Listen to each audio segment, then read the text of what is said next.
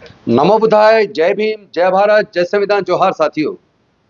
आजकल आप देख रहे हैं पूरे देश के अंदर बहुत सारे लोग शेड्यूल्ड कास्ट के रिजर्वेशन के अंदर क्रीमी लेयर की बात करने लगे हैं। और ये बहस तब ज्यादा बढ़ गई जब सब क्लासिफिकेशन का जजमेंट 1 अगस्त 2024 को माननीय सर्वोच्च न्यायालय के द्वारा दिया गया।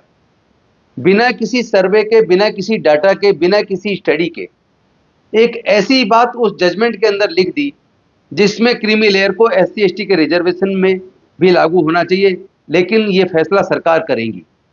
यानी कोर्ट ने जजमेंट दे दिया और सरकार के ऊपर डाल दिया। और उसके बाद कुछ लोगों ने सर्वोच्च न्यायालय के अंदर पिटीशन डाली कि क्रीमी लेयर शेड्यूल्ड कास्ट के, शेड्यूल्ड ट्राइब के रिजर्वेशन में लागू होना चाहिए।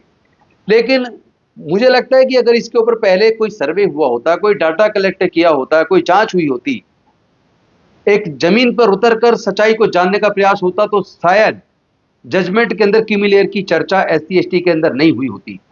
चूंकि ये कोई गरीबी उन्मूलन का कोई सिद्धांत के लिए रिजर्वेशन बाबा साहब ने नहीं दिया, बल्कि वो लोग जो सामाजिक तौर पर, शैक्षणिक तौर पर पिछड़े थे, उनको मुख्य धारा में लाने के लिए उनके लिए ये प्रयास किया गया कि उनके लिए रिजर्वेशन नौकरियों में, शिक्षण संस्थानों में होना चाहिए।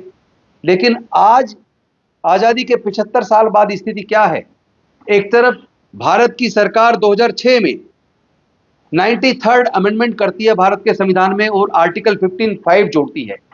जोड़ती इसलिए है ताकि जितने भी प्राइवेट एजुकेशनल इंस्टीट्यूशंस हैं उनके अंदर रिजर्वेशन दिया जा सके अनुसूचित जाति, जनजाति, पिछड़े वर्गों को। लेकिन आज तक भी वो लागू नहीं हुआ और दूसरे कुछ लोगों ने कोर्ट के अंदर पिटीशन डाल दी। लेकिन मैं एक डाटा आपके सामने रखना चाहता हूं, क्योंकि अभी पार्लियामेंट की एजुकेशन के ऊपर एक स्टैंडिंग कमेटी है जिसके चेयरमैन आदरणीय दिग्विजय सिंह जी हैं।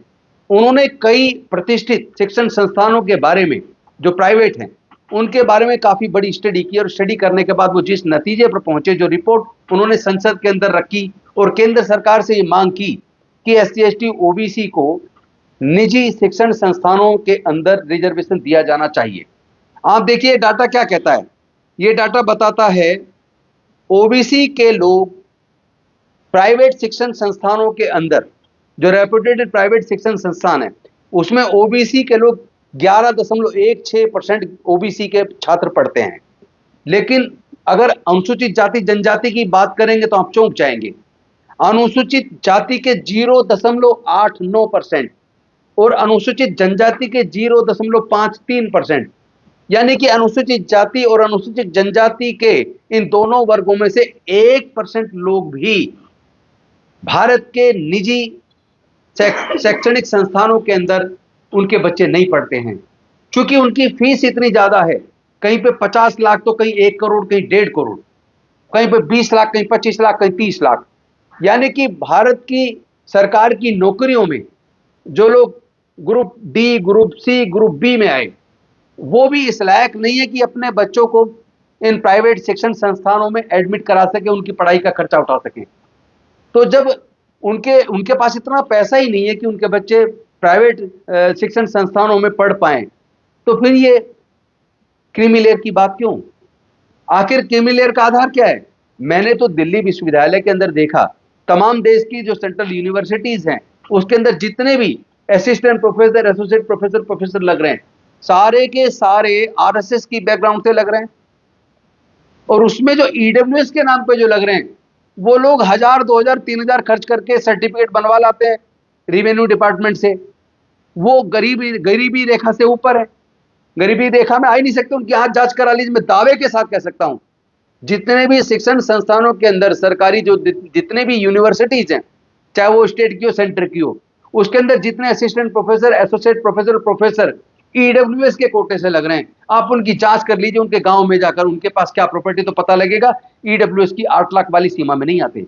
और दूसरी तरफ सबसे ज्यादा शर्म की बात तो यह है कि जहां छात्रवृत्ति देने की बात है, SC ST के रिजर्वेशन की बात आती है, तो वहां पे उनका एक इनकम क्राइटेरिया 2.5 लाख है और कई जगह तो 1.5 लाख है।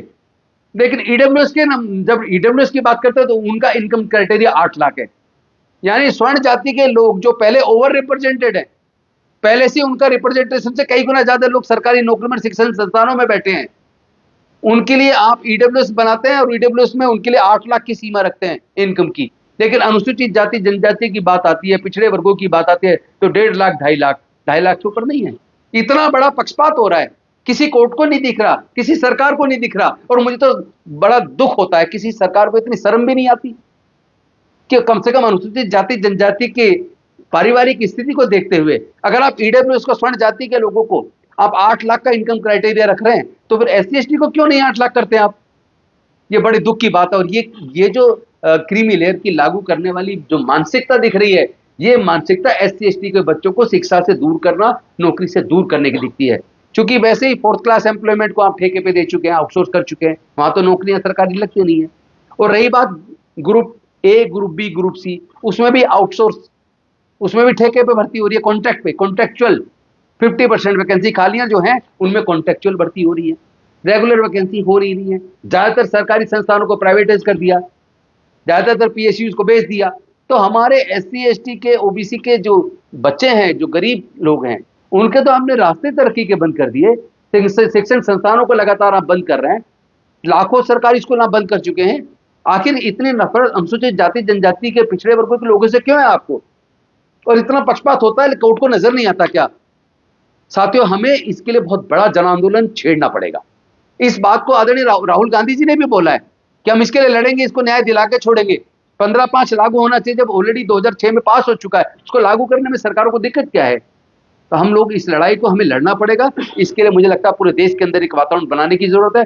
मैं समाज के लोगों से आह्वान करता हूं, सब लोग एकजुट होकर इस न्यायिक, जो हमारी मतलब हमारा हक है, इस न्यायिक हक के लिए हमें एकजुट होकर इस लड़ाई को लड़ना पड़ेगा। हम लड़ेंगे, हम जीतेंगे। बहुत बहुत धन्यवाद। नमो बुद्धाय। जय भीम, जय भारत, जय संविधान, जोहार।